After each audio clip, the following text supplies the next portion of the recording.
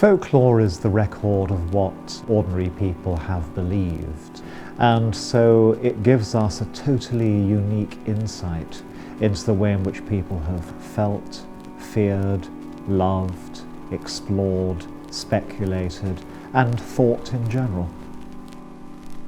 Of all the trees that grow so fair, old England to adorn, greater honour beneath the sun than oak and ash and thorn. Sing oak and ash and thorn, good sirs, all of a midsummer's morn. Surely we sing of no little thing in oak and ash and thorn. The challenge for us with the Museum of British Folklore is that it's never been attempted before. It's a living tradition. It's not something that we're recording that's happened. It's around us all the time. So how do you contextualise that within a museum? So I think it will differ in many ways because we have the real chance to allow people to explore the magic around folklore, but also come to a much greater understanding that folklore isn't something archaic, it's something that's happening every minute. It's the nursery rhymes that children sing, it's the ghost bike that's chained to railings after a cyclist has died. All these are sort of expressions of folkloric practice. When Simon first told me about the Museum of British Folklore, I thought, well, you know, why the hell has nobody done this before? It's the sort of thing the Victorians should have done, really, and maybe they just missed it somehow.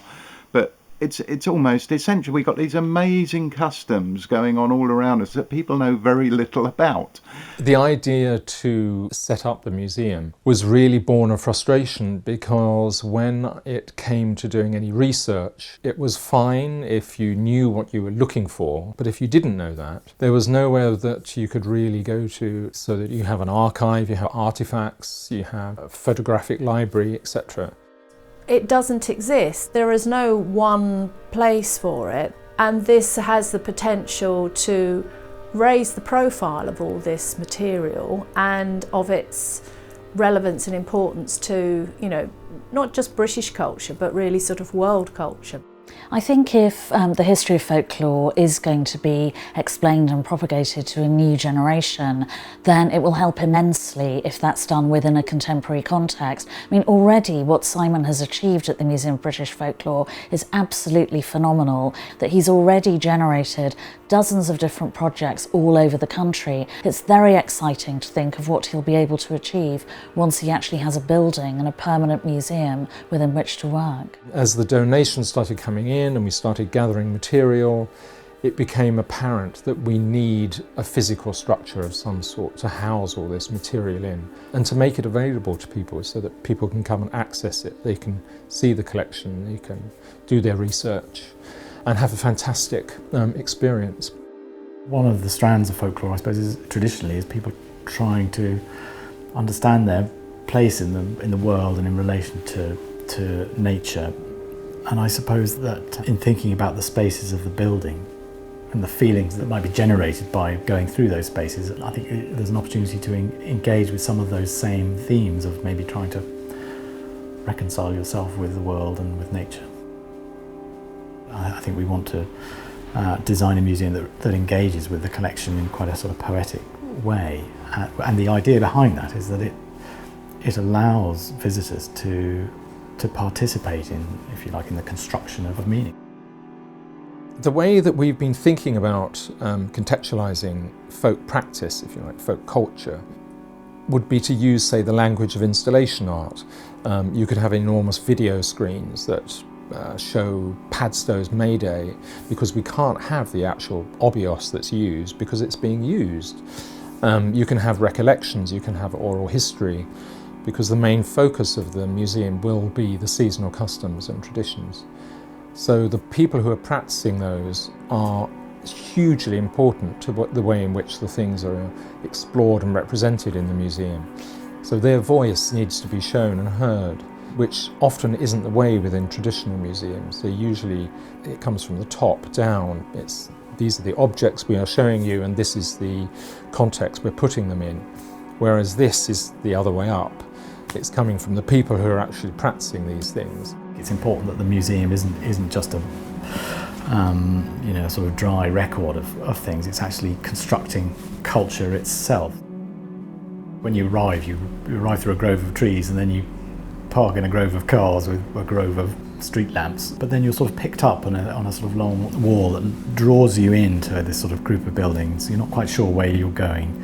You enter into the base of a big tower and find yourself in a relatively low-ceilinged, dark space that looks out into this grove of trees in the middle. We've laid out a site oriented to the cardinal points and then laid the building sort of in a pinwheel. And the idea is that you sort of gradually rise up as you go around the courtyard from building to building.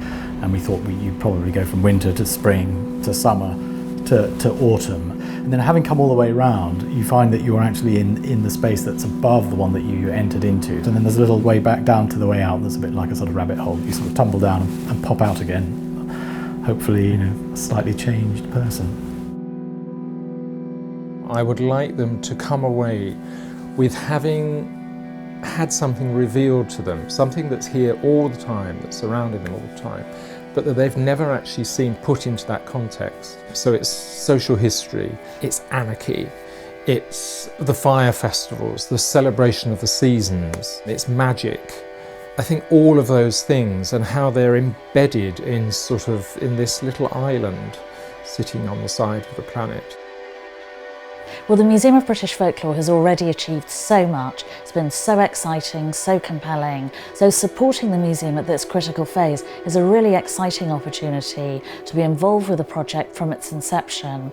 Something that's completely fresh, completely original, has such a rich and nuanced culture to draw on, and could play a really important role in redefining the future vision of Britain's history. The next big push for us really is to raise some funding.